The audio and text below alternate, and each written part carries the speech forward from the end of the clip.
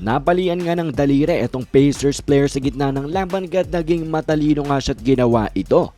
Pero bago natin pag-usapan yan ay ito muna ngang naging history na ginawa ni LeBron James kung saan mga idol nilampasan niya na kasi itong si Michael Jordan pagdating nga sa pinakamadaming 30 plus point games in his career. Well, si LeBron James matapos ng 40-point performance niya ay meron ng 672, si MJ ay may 671, si Wilt naman ay merong 557.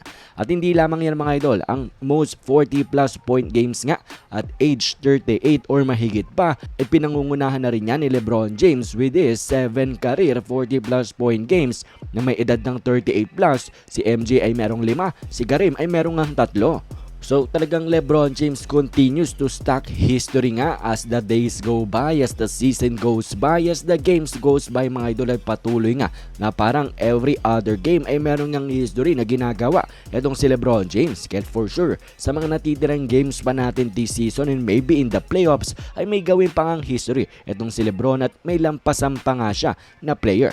Yan ang ating abangan. At ngayon ay yatin ang pag-usapan itong Pacers player na nabalian nga ng daliri mid-game at ganyan ang ginawa itong matalinong bagay na ito. Yan ay walang iba kung hindi si Miles Turner.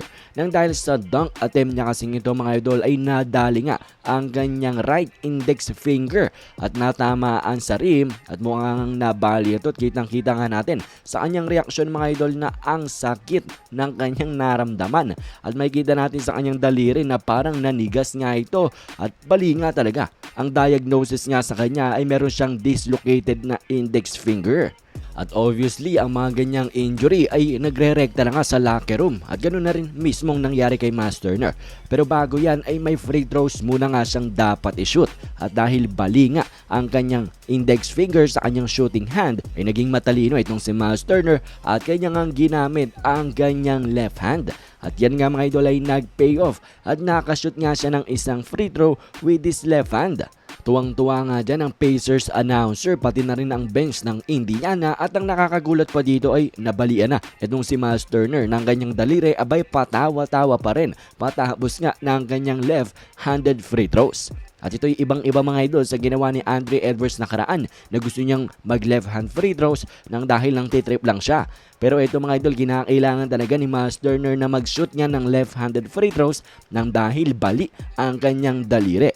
So kudos dito kay Miles Turner for making the adjustment. Naging matalino, nakatulong pa sa Pacers and get well soon na rin para nga sa kanyang injury and hopefully makakabalik din ng dahil for sure inakailangan nga siya ng Pacers lalo na ni Tyrese Haliburton dahil siya nga ang parabang partner in crime niya. Sila ang two-man game ng Pacers na nagpapahirap sa ibang mga NBA teams.